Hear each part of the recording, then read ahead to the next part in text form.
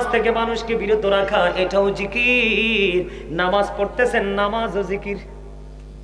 এবং হজে গেলেন, হজটাও জিকির। হজ হলো মাওলার জিকিরের জুলুস, আর নামাজ হলো মাওলার জিকিরের জলসা। আজকেরটাও জিকিরের জলসা। যে জিকিরটা বসে দাঁড়িয়ে সম্পূর্ণ করা হয় এটাকে বলা হয় জিকিরের জলসা। যেটা বিভিন্ন জায়গা পরিদর্শন করে জিকির করা হয় ওটাকে বলা হয় জিকিরের জুলুস। এবার আসেন, জিকির করলে লাভটা কি? আল্লাহ রাসূল সরকারে মদিনা তিনি জানিয়ে দিলেন, জিকির জবান দিয়েও করা যায়, অন্তর দিয়েও করা যায়। নবীজি বলে দিলেন, জবান এবং অন্তর দুটো মিলে যে জিকির করা হয় সেই জিকির হলো সবচেয়ে উত্তম জিকির। সুবহানাল্লাহ কইতেন না? আর জোরে। নবীজি জানিয়ে দিলেন, তোমরা এমন ভাবে জিকির করো মানুষে দেখলে যেন তোমাদেরকে পাগল বলে। পৃথিবীর যে কোনো মেশিনকে ক্লিয়ার করার জন্য একটা যন্ত্র রেডি আছে। আল্লাহ রাসূল সরকারে মদিনা তিনি জানিয়ে দিলেন, ও বন্ধু, মানুষের মনের ঘরের ময়লা দূর করার যন্ত্র হলো জিকির। আরে জোরে বলেন না সুবহানাল্লাহ। বন্ধুরে আমার, ওই যে নামাজ নামক জিকিরে যখন দাঁড়াবেন, আল্লাহকে যখন হৃদয় দিয়ে আল্লাহর কুদরতি কদমে সেজদা দিবেন, হযরত আবু যর রাদিয়াল্লাহু তাআলা আনহু থেকে হাদিস খানা বর্ণিত, আপনার আমার প্রাণের নবী তিনি জানিয়ে দিলেন, শীতের দিনে রাসূল বের হলেন। বের হওয়ার পরে এবার নবীজি দেখলেন শীতের কারণে গাছের পাতাগুলো জোরে জোরে পড়ছে। নবীজি গাছের দুটো ঢালা ধরলেন, আবু জরকে ডাক দিলেন। আবু জর উত্তর দিলেন, লাব্বাইকা ইয়া রাসূলুল্লাহ।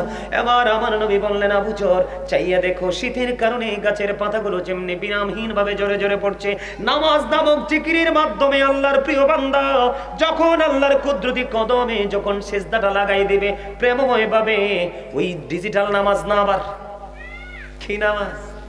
এখন তো মাশাআল্লাহ যেই নামাজি আমরা, আল্লাহ গো আল্লাহ, ইমাম সাহেব বয়ান করার সময় মুসল্লি পায় না, জামাতের আগ দিয়া তো মনে হয় যে কি জানি করব, থু বইয়ে যায়, ঠিক কিনা বলেন? ডানে বামে সালাম ফিরানোর পরে মনে হয় মসজিদের গেটে যুদ্ধ লাগছে। এই সমস্ত ডিজিটাল মুসল্লির নসিবে কিচ্ছু নাই। কি নাই? কিচ্ছু নাই। এটি ইচ্ছে করে শয়তানি করে করে, দাদা ঠিক কিনা বলেন? মন থেকে করে না। প্রকৃত নামাজি যারা, তারা অপেক্ষায় থাকবে, আমার সময় আসতেছে 5-10 মিনিট পরে, আমি এখনই প্রস্তুত হয়ে যাই। আমরা তো আজান দিলে কি করি? ওযু করতে যাই। আসলে নিয়ম আজান দিলে ওযু করতে যাওয়া নয়, আজানের আগে আপনি ওযু টযু করে রেডি হয়ে থাকেন। এটা হলো নবীর প্রেম, এটা হলো রাসূলের সুন্নাহ। আপনি যেটা করেন সেটা সুন্নাহ নয়। বন্ধুরে আমার, দেখেন জিকিরের ফজিলত বরকত। ওই যে কবরের কথা বললাম, কবরবাসীর কথা, বন্ধু মাগফিরাত কামনা করার জন্য আসছেন, কিন্তু আপনি আমিও তো উপরে যাব। ঘর আপনার আমার জন্য অপেক্ষা, যেই কোনো মুহূর্তে ডাক আসতে পারে। নবীজি আবু জরকে ডাক দিলেন, আবু জর উত্তর দিলেন, লাব্বাইকা ইয়া রাসূলুল্লাহ, আমি প্রেজেন্ট, আমি হাজির। নবীজি ডাক দিয়ে বললেন, রে আবু জর, ওই শীতের দিনের গাছের দিকে তাকায়া দেখো, শীতের কারণে গাছের পাতাগুলো যেমনি ঝরে ঝরে পড়ছে রে, ঠিক তেমনি ভাবে আল্লাহর বান্দা যখন আল্লাহর কুদরতি কদমে সেজদা লাগাই দিবে প্রেমময় ভাবে, তখন ওই গাছের পাতার মতো তার গুনাহগুলো সব ঝরে পড়ে যাবে। আপনারা শীতের দিনে গাছের পাতা ঝরে পড়তে দেখছেন নি? এটা কি থাইমা থাইমা পড়ে না একবারে? ওরে বাপরে, পড়তে লাগলে তো 2-4 দিনে শেষ, ঠিক না? ঠিক এমনি ভাবে আপনার আমার জীবনের গুনাহগুলো কি হয়ে যাবে? ঝরে যাবে। কি হয়ে যাবে? আসছে বন্ধু, আজকে কি বার? বুধবার। কালকে বৃহস্পতিবার, এর পরের দিন হলো জুম্মাবার, সাইয়্যিদুল আইয়াম, শ্রেষ্ঠ দিন। আমি আপনাদেরকে বলে দেই, ওই যে বলেছি বাঁচানোর জন্য আসছি আপনাদেরকে। আল্লাহ রাসূল বলেছেন, জুমার দিনে যেই ব্যক্তি সবার আগে মসজিদে যায় আর সবার পরে যিনি মসজিদ থেকে বের হয়, বাড়ি থেকে বের হওয়ার পরে মসজিদ থেকে বের হয়ে বাড়ি যাইতে যতগুলো কদম লাগে, প্রত্যেকটা কদমের বিনিময়ে 1 বছরের নফল ইবাদতের সওয়াব দেওয়া হয়। যিনি সবার আগে যাবে এবং সবার পরে বের হয়ে আসবে, একটা কদম দিয়েছেন 1 বছরের নফল ইবাদতের সওয়াব, 2টি কদম দিয়েছেন 2 বছরের নফল ইবাদতের সওয়াব। কিন্তু বন্ধু, পরে যিনি যাবেন, দেখেন অত্যন্ত ভয়ঙ্কর এক খবর। দেরি করে যিনি যাবেন, ইচ্ছে করে পরে যিনি যাবেন, ইমাম সাহেব খুতবা নিয়ে দাঁড়িয়ে গেলেন, ঠিক আপনি ওই সময়ে হুমড়ি খেয়ে পড়লেন মসজিদের দিকে নামাজ পড়ার জন্য। আল্লাহর নবী জানিয়ে দিয়েছেন, বন্ধু যখন আপনি ওই সময়ে যাবেন, আপনি কিন্তু নামাজ পড়লেন ঠিকই, আজকের যে স্পেশাল লিস্ট ফেরেশতারা করেছে সেই লিস্টের মধ্যে আপনার নামটা আসলো না। হুজুর কেন গো? প্রত্যেকটা জুমার দিন স্পেশাল একটা লিস্ট হয় মুসল্লিদের, এটা আল্লাহর দরবারে পৌঁছানো হয়। আপনি যখন সবার পরে খুতবা দেওয়ার সময় চলে যাবেন, তখন কিন্তু আপনার আজকের হাজিরা খাতায় নামটা আসবে না। কেন গো আসবে না? কারণ খুতবার এতটা পাওয়ার, এতটা মর্যাদা। খুতবা দেওয়ার সময় এই দেশের মানুষ এতটা বেহুশ বন্ধু, খুতবা দেওয়ার সময় পর্যন্ত কথা বলতে থাকে। খুতবা দেওয়া সুন্নাত, খুতবা শোনা ওয়াজিব। খুতবা দেওয়ার সময় ধরেন আমি এই যে আমার ভাইটাকেই বললাম, ধরেন এক্সাম্পল, উনি কথা বলতেছে, কি করতেছে? উনি একটা ছোট্ট মানুষ, উনি কথা বলতেছে, উনি বোঝে না। আল্লাহ রাসূল আমাদেরকে বলেছে চুপ করো, এই শব্দটাও ইউজ করা যাবে না, ওনাকে ইশারায় থামাতে হবে। খুতবার এত পাওয়ার, এত মর্যাদা, এত দাম। এই জন্য ওই জুমার দিনে বন্ধু ফেরেশতারা কি করে? তারা খুতবাটাকে, তাদের যে লিস্টের যে হাজিরা খাতাটা, এটাকে বন্ধ করে দিয়ে ওই যে ইমাম সাহেব, খতিব সাহেব খুতবা দিচ্ছেন, খুতবা দেওয়া শোনার জন্য তারাও দাঁড়িয়ে যায়। তো এই জন্য একটু আগে কইছি, আপনারা অনেকেই মরা মানুষের মতো, অসুস্থ মানুষের মতো। যারা জিকির করে তারা জিন্দা, যারা জিকির করে না তারা, যারা জিকির করে ওরা জাকির, যারা জিকির করে না তারা গাফেল। ঠিক না ঠিক? আমরা গাফেল হয়ে কবরে যাইতে যাই না, কারণ আমার নবী সাকসেস, আমরা সেই সফল নবীর উম্মত। ঠিক না? আমরা সফলতা নিয়ে যেতে চাই। সফলতা নিয়ে যেতে চাইলে হক্কানি আলেম, হক্কানি আল্লাহর ওলিদের সাথে যুক্ত হয়ে যান, জীবনটা বদলে যাবে। ঠিক কিনা বন্ধুরে আমার? এবার আসেন প্রেমের নিদর্শন। আহলে সুন্নাত মানে কি? রাসূলকে গ্রহণ করা। কি করা? রাসূল যা নিয়ে এসেছে তা নিজের মধ্যে প্রতিষ্ঠিত করা, এবং প্রতিদিন, প্রতিনিয়ত, জীবনের শুরু থেকে শেষ পর্যন্ত এটাকে বাস্তবায়ন করে যাওয়া। বন্ধু, ইসলামের প্রথম খলিফার নাম জানেননি? হযরতে আবু বকর সিদ্দিক রাদিয়াল্লাহু তাআলা আনহু, যিনি পুরুষের মধ্যে সর্বপ্রথম ইসলাম গ্রহণকারী। সুবহানাল্লাহ বলেন না? যিনি জান্নাতের সুসংবাদ প্রাপ্ত, যিনি পৃথিবীতে নবীজির উজির বা মন্ত্রী। সুবহানাল্লাহ বলেন না? জীবন দিয়ে, ধন দিয়ে, মাল দিয়ে, সব দিয়ে নবীজির জন্য নিবেদিত প্রাণ হিসাবে কাজ করেছেন হযরত আবু বকর, এবং তিনি বন্ধু জান্নাতি। এতে কোনো সন্দেহ বন্ধু? ওই হিজরতের রাত্রেও নবীজির সঙ্গী, এবং হাউজে কাউসারেও নবীজির সঙ্গী। সুবহানাল্লাহ বলেন না? বলে হুজুর কেন এত প্রেমিক হলেন? কেন এত উঁচু মর্যাদার অধিকারী তিনি হলেন? এটার মানিটা কি? ওনার সিনা ভরা ছিল রাসূল প্রেম। কিন্তু বন্ধু, নবী যখন দিনের দাওয়াত দিতে যেতেন, নবী যে তিনি সত্য নবী কিনা সেই আমলে সংশয় ছিল মানুষের মাঝে। কিন্তু আবু বকর যখন নবীর সাথে প্রেমের ডুরি লাগালো, আবু বকর যখন দ্বীন প্রচার করতে যাইতো, তখন মানুষের মধ্যে কোনো দ্বিধা ছিল না। সুবহানাল্লাহ বলেন না? এই দ্বিধা দূর হয়ে গেল কেন? নবীজির সাথে প্রেমের ডুরি লাগানোর কারণে। যখন পৃথিবী জানতে পেরেছে আবু বকর নবীজির প্রথম খলিফা, ইসলামের প্রথম খলিফা, নবীজির প্রেমিক, নবীজি পৃথিবী থেকে বিদায় হয়ে যাওয়ার আগে অসুস্থ হলেন। অসুস্থ হয়ে যাওয়ার সময় মা আয়েশাকে ডাক দিলেন। মা আয়েশা সিদ্দিকা রাদিয়াল্লাহু তাআলা আনহা থেকে হাদিস কানা বর্ণিত। মা আয়েশাকে ডাক দিয়ে বললেন, আয়েশা রে, আবু বকরকে ডেকে নিয়ে আসো, আমার কাছে ডেকে নিয়ে আসো। কারণ কি? আমি একটা চিঠি লিখে দিব। কারণ অনেক কামনাকারী ভাষণা করবে যে নবীজি চলে যাওয়ার পরে খেলাফতের দায়িত্ব নিতে। আমি নবী ছোট্ট একটা চিঠি লিখে দিয়ে যাব, যেন কোনো কামনাকারী ভাষণাকে বাস্তবায়ন করতে না পারে। আমি চলে যাওয়ার পরে আবু বকর ছাড়া অন্য কেউ যদি খলিফা হয়, আল্লাহ মানবে না, পৃথিবীর মুমিনেরাও মানবে না। জোরে জোরে সুবহানাল্লাহ। এমন প্রেমিক হতে পারবো আমরা? কোনোদিনও পারবো না। বলে না পারলে কি হুজুর আমাদের ক্যারিয়ারটাকে নষ্ট হয়ে যাবে? না না, কারণ নবী তো আমাদেরকে অনেক অনেক বেশি ভালোবাসেন। ঠিক কিনা বলেন? বন্ধুরে আমার, হাদিস শরীফের মধ্যে এসেছে হযরতে আবু বকর যখন কোন সম্প্রদায়ের মধ্যে থাকতেন, কি করতেন? কোন সম্প্রদায়ের মধ্যে থাকতেন, নবীজি বলে দিয়েছেন, হাদিস শরীফের মধ্যে এসেছে, আবু বকর ছাড়া অন্য কেউ সেই সম্প্রদায় থেকে ইমাম হওয়া উচিত নয়। আবু বকর যখন হিজরতের রাত্রিতে নবীজির সঙ্গে হলেন, গুহার মধ্যে যখন অবস্থান করলেন, সাপ যখন সবল মারলো, নবীজি তখন নবীজির চোখে ঘুম ছিল। বন্ধু সাপে কামড় দিলেন, সাপের বিষে আবু বকরের শরীরটা কি হয়ে গেল, একেবারে কম্পন শুরু করলো। নবীজির ঘুম ভেঙে গেল, নবীজির থুতু মোবারক দিলেন, সাপের বিষটা ধ্বংস হয়ে গেল। বন্ধু এখানে আমি আপনাদেরকে নিয়ে আসলাম শুধু একটা বিষয় বোঝানোর জন্য। বন্ধু আমরা নবীর উম্মত হয়ে প্রেম করতে জানি না, কেমন করে প্রেম করতে হয়ে টেকনিক জানি না। এই যে সাপটা যে আবু বকরকে সবল মারলো, সাপটা কি চিনতো না তিনি যে নবীর সঙ্গী? সাপ যে আবু বকর নবীর সঙ্গী, সাপটা জানতেন না।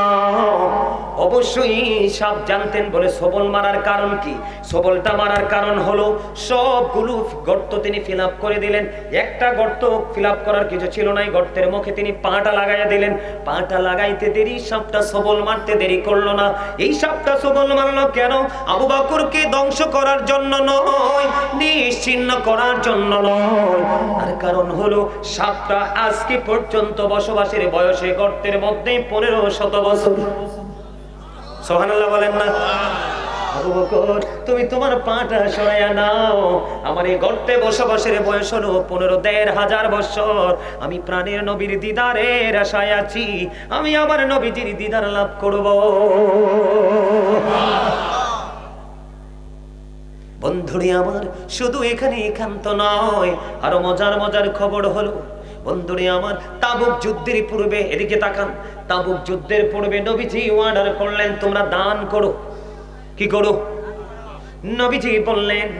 এবার হযরত ওমর মনে মনে চিন্তা করলেন, ওমরের জীবনের আমল এত বেশি করেছেন যেটা হিসাব করলে আকাশের তারার চাইতেও বেশি হবে, কিন্তু এত আমল করার পরেও আবু বকরের প্রেমকে ওভারটেক করতে পারেনি।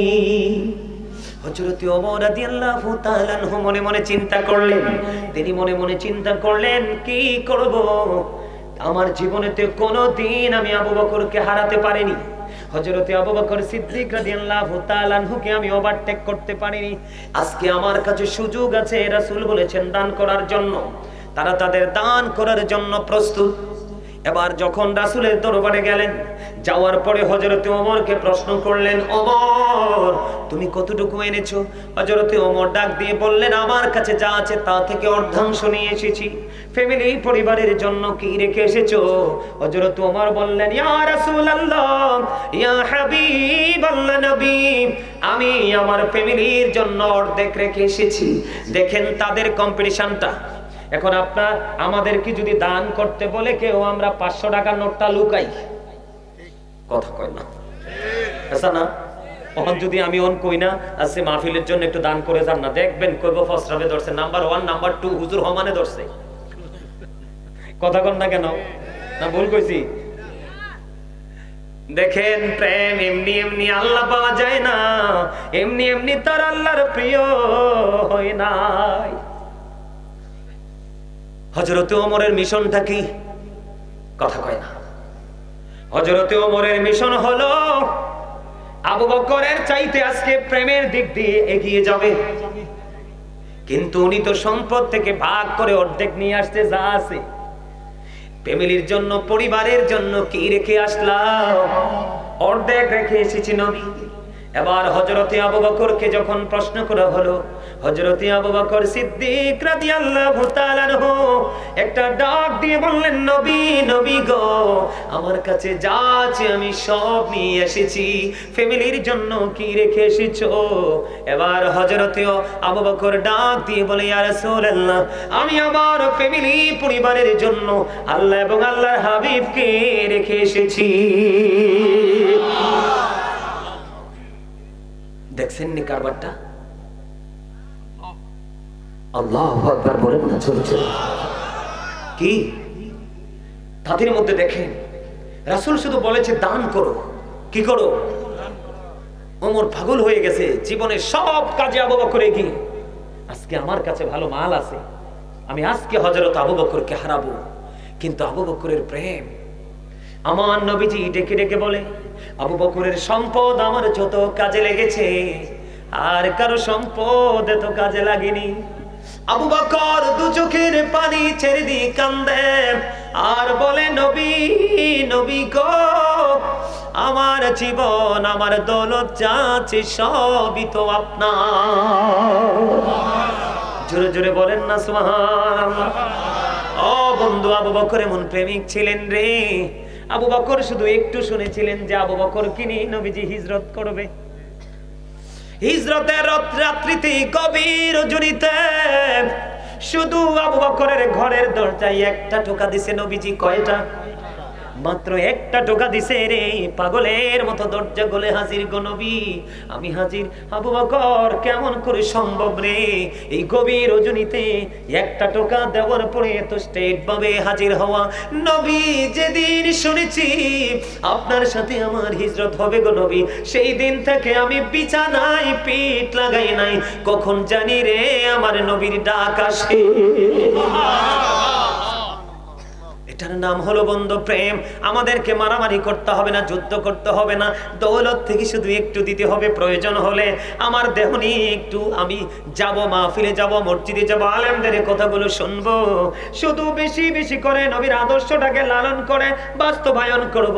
এইটুকু যদি না পারি রে, তাহলে কখনোই কাল হাসরের দিন নবীর কাছ থেকে স্বীকৃতি পাবো না। নসিবে জুটবে না সেই দিন স্বীকৃতি। বন্ধু, বড় মুশকিল হয়ে যাবে সেই দিন। আপনারা জানেননি আবু বকর এমন একজন প্রেমিক ছিল। ও বন্ধু, একদিন নবীজি প্রশ্ন করলেন সাহাবাই কেরামদেরকে যে তোমাদের মধ্যে কে আছো আজকে রোজা রাখছো? বুঝে নেবেন কিন্তু অত্যন্ত প্রেমের একটা হাদিস, শিক্ষণীয় হাদিস। দেখেন, আপনাদের মধ্যে কে আছেন আজকে রোজা রেখেছেন? আবু বকর হাত তুললেন, ইয়া রাসূলুল্লাহ, ইয়া হাবিবাল্লাহ, নবী গো, আমি আজকে রোজা রেখেছি। প্রশ্ন গেল একটা। দুই নম্বরে নবী প্রশ্ন করলেন, আপনাদের মধ্যে কে আছেন আজকে জানাজার নামাজে অংশগ্রহণ করেছেন? এবার আবার আবু বকর হাত তুললেন, ইয়া রাসূলুল্লাহ, আজকে জানাজায় আমি অ্যাটেন্ড করেছি। আল্লাহু আকবার বলেন না। তৃতীয়বার প্রশ্ন করলেন, কে রে আজকে মিসকিনকে খাবার খাওয়াইছো? আবার তৃতীয়বার আবু বকর সিদ্দিক রাদিয়াল্লাহু তাআলা আনহু হাত তুললেন, ইয়া রাসূলুল্লাহ, ইয়া হাবিবাল্লাহ, নবী নবী গো, আমি আজকে মিসকিনকে খাওয়াইছি। আমার নবীজি হাদিসে এসেছে চারটা প্রশ্ন করেছেন। চতুর্থ প্রশ্ন হলো, কে রে আজকে অসুস্থ রোগীর সেবা করছো? আবার আবু বকর হাত তুললেন, ইয়া রাসূলুল্লাহ, ইয়া হাবিবাল্লাহ, নবী গো, আমি অসুস্থ রোগীর সেবা করেছি। আমার নবী একটা সেকেন্ড দেরি করলেন না। নবীজি ডাক দিয়ে বললেন, এই চারটা বৈশিষ্ট্য, চারটা গুণ যার মধ্যে আছে সেই তো জান্নাতি। আজকে আমরা রোজা রাখি না। রোজা রাখলে লাভ কি জানেননি? ফরজ রোজা পর্যন্ত আমরা রাখি না।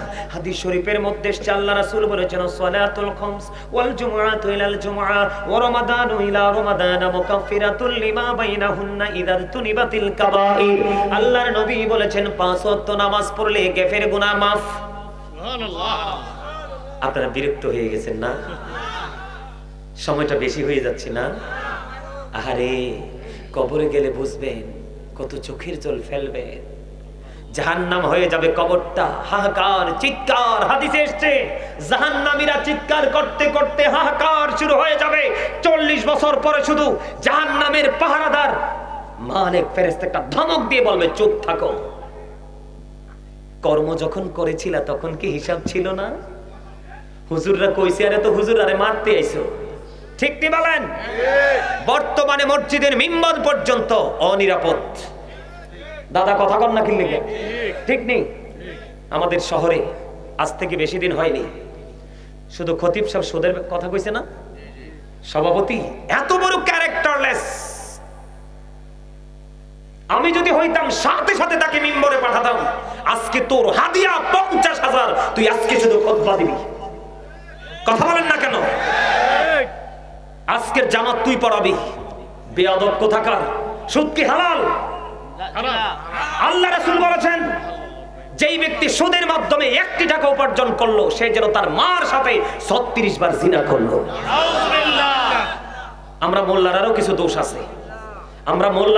দোষ আছে, একজন ইমাম সাহেব যদি সুদখোরের করে খানা বন্ধ করে আর দুইটা দুই পাশে খাড়ায় আমারে দাওয়াত খাওয়ান, আমি দোয়া করব। আমরা মোল্লারা তো এক জায়গায় আসতে পারি না। আমরা মোল্লারা যদি এক জায়গায় আসতে পারতাম, সুদ নি লাশ দেখতেন এই দেশে কত যে মাটির উপর থাকতো। কথা বলেন না কেন? আল্লাহ রাসূলকে একদিন এক জানাজায় ডাকা হলো। আল্লাহ রাসূলকে জানাজায় যখন ডাকা হলো, রাসূল বললেন সে কারো কাছে ঋণগ্রস্ত আছে কিনা। তখন উত্তর দিলেন, ইয়া রাসূলুল্লাহ, তার কাছে 2টি দিরহাম ঋণ আছে, সে পরিশোধ না করে মারা গেছে। নবীজি বললেন, আমি নবীও যদি তার জানাজা পড়াই তার কোনো ফায়দা হবে না, কারণ তার আত্মাটা এখনো 2 দিরহামের জন্য আরেকজনের কাছে বন্দী। নবীজি যখন এই উত্তর দিলেন তখন সঙ্গে সঙ্গে হযরতে কাতাদা রাদিয়াল্লাহু তাআলা আনহু তার ঋণ পরিশোধের দায়িত্ব নিলেন। তারপরে নবীজি জানাজা পড়াছে। এই আদর্শকে লালন করার নাম হলো সুন্নিয়ত। আমরা ইমাম সাহেবরা এখন বড় লোক খুঁজি, কথা কন না কেন? আমরা ইমাম সাহেবরা এখন বড় লোক খুঁজি, রমজান মাসে গরিব মানুষ দাওয়াত দিলে যাই না, কারণ ডাইলের বড়া ভাজতে গেলে শেষ লাগাই দিব, কারণ তার গরিব ঘরে তো তেল নাই। ভোট বাজতে গেলে মশলা বেশি দিতে পারবে না, সেন্ট আসবে না, এই জন্য আমি তাদের ঘরে যাই না, বড় লোকের ঘরে যাই। কিন্তু সে যে অসভ্য তুমি তো জানো না। এই পৃথিবীর গবেষকরা অ্যাস্ট্রোনমাররা বলেছে the rich are not always happy, ধনীরা সব সময় সুখী হয় না। আর the rich are not always happy, ধনীরা সব সময় সুখী নয়। The poor are born to suffer, গরিবরা জন্মগ্রহণ করেছে দুঃখ ভোগের জন্য। এই বাংলাদেশের কিছু ক্যারেক্টারলেস বড় লোকের কারণে আজকে এই দেশের গরিবরা নির্যাতিত, লাঞ্ছিত, অপমানিত। ঠিক কিনা বলেন? এই পৃথিবীর আকাশ নিষ্ঠুর হয়ে গেছে, গরিব মানুষের কোথাও কোনো দাম নাই। কথা বলেন না কেন? আরো জোরে। আগের যুগের মানুষের তুলনায় এখনকার মানুষের হায়াত একেবারেই কম। আগের যুগের মানুষের মুখের রুচির তুলনায় এখনকার মানুষের রুচি নাই বললেই চলে। কথা বলেন না কেন? আগের যুগের মানুষ যে রোগের খবর জানতোই না, কোনোদিন শুনেইনি, এই অজানা রোগ এসে আমাদেরকে ধরেছে। এগুলো কেন জানেন? কোরআন শরীফের সূরা ইউনূসের 44 নম্বর আয়াতে আল্লাহ বলতেছেন, ইন্নাল্লাহা লা ইয়াজলিমুন নাসা শাইয়্যা ওয়ালাকিন্নান নাসা আনফুসাহুম ইয়াজলিমুন। এই আল্লাহ ডেকে ডেকে বলে আল্লাহ বান্দার উপর জুলুম করে না, বান্দা নিজে নিজের উপর জুলুম করে। কারণ আল্লাহ কয় যারা জুলুম করে, আল্লাহ ওয়াজ করে আমি না, আমারে ভালোবাসলে বাসেন, না বাসলে নাই। আমি একটু পরে নেমে চলে যাব, হয়তো জীবনে আর দেখা হবেও না, আবার হয়তো দেখা হইতেও পারে, কিন্তু হক কথা তো না বললে যাওয়া যাবে না। আল্লাহ কইছে ওয়াকুলু কাওলান সাদীদ, আল্লাহ বলেছে সে দা রাইট থিং, সত্য কথা বলো, সঠিক কথা বলো, সত্য ইনস্ট্রাকশন দাও। কেননা আপনার আমার নবী সে ট্রেনিং দিয়ে গেছে।